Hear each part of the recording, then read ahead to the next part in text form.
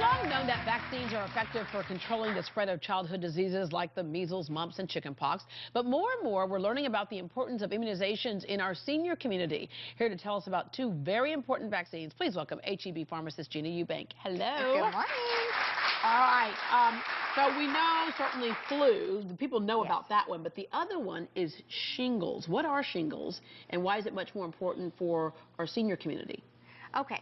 Shingles vaccine, or the actual disease shingles, it is the chickenpox virus that lies dormant inside the cells. Okay, so 99.5% of people that are over 40 are at risk that are walking around. So it's crazy because it just lies dormant, and then as you're under stress or you have disease states Or weakened immunity. Exactly, weakened immunity, then it reactivates that virus and it breaks out. And here's an example of what it looks like when it comes out, this rash, and it's a horrific rash. Yeah, and it doesn't really look bad. It can be very painful. It's extremely painful, and before you get the rash, you'll have flu-like symptoms, you'll be tired, and it generally follows the nerve path down your body, so it's usually one side.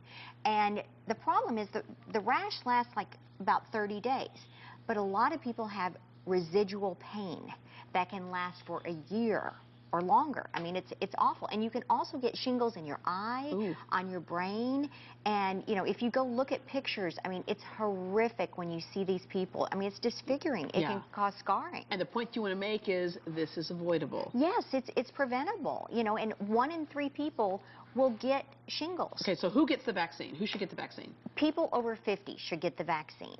That's who it's indicated for. And, you know, just go in, get your vaccine, be protected, because people always think of vaccines after they get to the disease. So don't gamble. I mean, 1 in 3, I mean, we could get the people in the audience and say, shingles, no, no, shingles, no, shingles. Yeah, all right. So if you get that vaccine at HEB Pharmacy, do you need a doctor's note, or what do you need? No. We have a protocol where we can administer the vaccine without a doctor's prescription. And as far as paying for it, some of the Medicare Part D, as in drug programs, they will pick up some of the cost. So you can either call the 1-800 number on the back of your card if you have Medicare Part D, or you can go to HEB, fill out a form, and show your insurance card, and we can run it through and we can tell you what the cost of the vaccine would be. But it'll be way less than if you were to get the shingles, and way less painful. Yeah, than going to the doctor or being in the hospital, all that type of stuff. Okay, so if you've already had shingles, are you somebody who really should get this vaccine, or does it not matter up to that point? Well, it goes along with the same theory of it's the virus of the chickenpox. Okay, so it's still there. It's lying dormant. It's just waiting to be reactivated. Okay. The other thing where we lose a lot of people die because they don't realize that there's actually a vaccine for pneumonia. Yes, I mean, pneumonia and flu, it's the leading cause of a preventable disease where there's a vaccine. It's crazy. It's the 9th leading cause.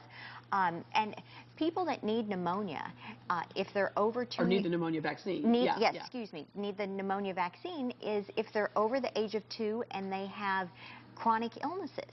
And, you know, people don't identify what is chronic illness. I mean, chronic heart disease, chronic lung disease. And anything, again, that can compromise your immune system. Yes. Okay, and again, you can get that pneumonia vaccine at HEB Pharmacy. Yes, definitely at HEB. And the crazy thing to me is if you have diabetes, you're 3 times more likely to need the vaccine because you're at a higher risk. 6 times more likely to get pneumonia if you have heart disease, and 6 times more likely if you have chronic lung disease. Okay. On the topic of vaccines, we had an email, and this email question says, I'm on daily meds for blood pressure, thyroid, and osteoporosis.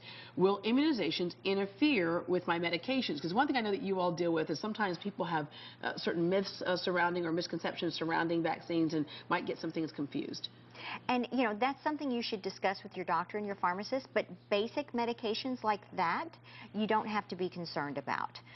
You know, if you're undergoing chemotherapy A or treatment for HIV or some things like that, there are some vaccines that are live, and so you need to discuss it with your doctor and your pharmacist. But definitely that case, that's a no-brainer. Yeah. Go get your vaccine. And then overall, the thing that makes it easy at HEB Pharmacy is you can go do your grocery shopping and then swing on by, roll up your sleeve, and then go back to your grocery shopping and check out. Definitely. Makes it convenient.